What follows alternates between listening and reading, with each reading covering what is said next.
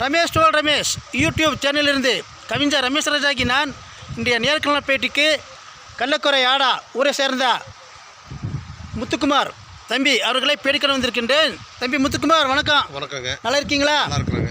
சரி, எப்படி இருக்கீங்க? நல்லா இருக்கிறாங்க. அப்படியே விவசாயம் எப்படி போயிட்டு இருக்கு? விவசாயம் அப்படியே போயிட்டே இருக்குங்க. விவசாயம் அப்படி சொல்ற அளவுக்கு இருக்குங்க. ஆனால் இந்த மழை அடிச்சு எல்லாமே கொஞ்சம் டேமேஜ் ஆயிடுச்சு. பொருளுங்கெல்லாம் டேமேஜ் ஆயிடுச்சிங்களா? ஆமாங்க. நல்ல விலை கிடைக்கல. பொருளுக்கு விலை கிடைக்கிறப்போ அழுகல் ஆகிறதுனால எங்களுக்கு ரொம்ப கட்டுப்படி ஆகுறதில்ல. இப்போ சமீபமாக என்ன அறுவடை பண்ணீங்க?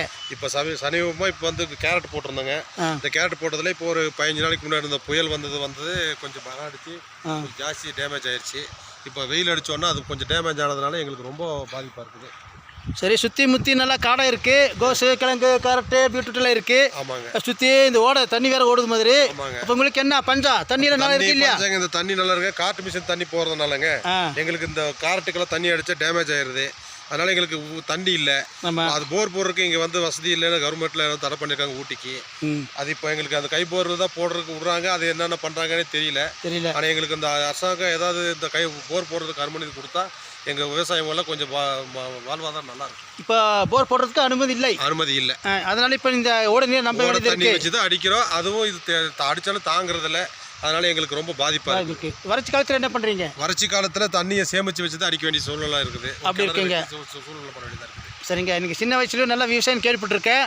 இப்போ அடுத்து அறுவடை பண்ணுறதுக்கு ரெடியாக என்ன இருக்குது? இப்போ அறுவடை பண்ணுறதுக்கு இப்போ கேரட் எடுத்த காலத்துக்கு இப்போ மறுபடியும் போடலான் இருக்காங்க. எருவு போட்டுட்டு மறுபடியும் கேரட்டே விடலான் இருக்கிறாங்க. எருவெல்லாம் நல்லா கிடைக்குதுங்களா? எருவெல்லாம் ஓரளவுக்கு கிடைக்குதுங்க.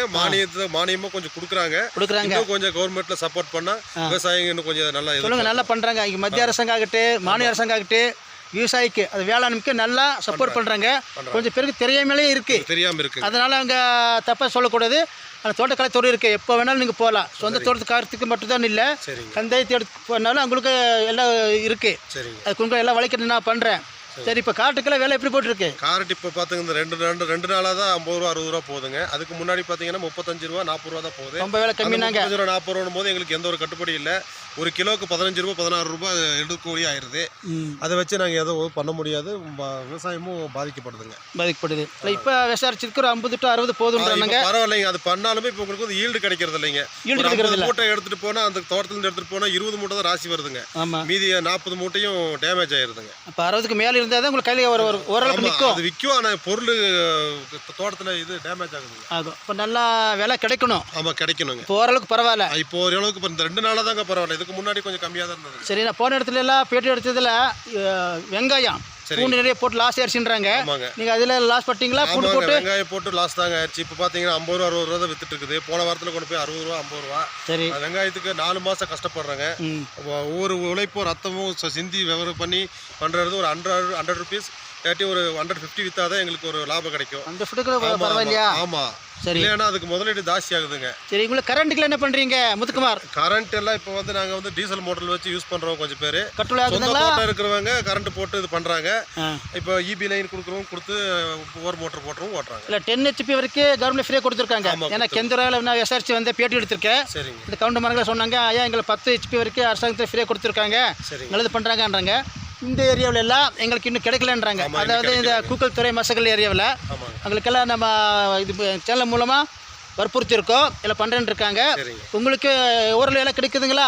இப்போ ஓரளவுக்கு எல்லாம் கிடைக்குதுங்க. எங்களுக்கு தெரியாதவங்களுக்கு சொல்லி கொடுக்குறோம். இந்த மாதிரி உங்கள் மாதிரி ஒரு சொல்லுங்க தான் எங்களுக்கு அது தெரியாத விஷயங்களும் தெரியப்படுத்துறதுக்கு ரொம்ப சந்தோஷப்படுறோம். ஆமாம், இதை பார்த்து எங்களையும் அவங்க கேட்பாங்க எந்த ஏரியாவில் என்ன கிடைக்கலன்னு. ஏன்னா அரசாங்கம் நிறைய ஒதுக்கியிருக்காங்க வேளாண்மைக்கு. நம்மளுக்கு கிடைக்க பிறந்த கஷ்டம் தானே. சரி, இப்போல்லாம் முத்துக்குமார், இப்போ நீங்கள் எங்கேயோ பிஸியாக போகிறது இருக்கீங்க. எனக்காக நேரம் ஒதுக்கி இந்த சேனலுக்கு பேடி கொடுத்தமைக்கு மிக்க நன்றி. வணக்கம்.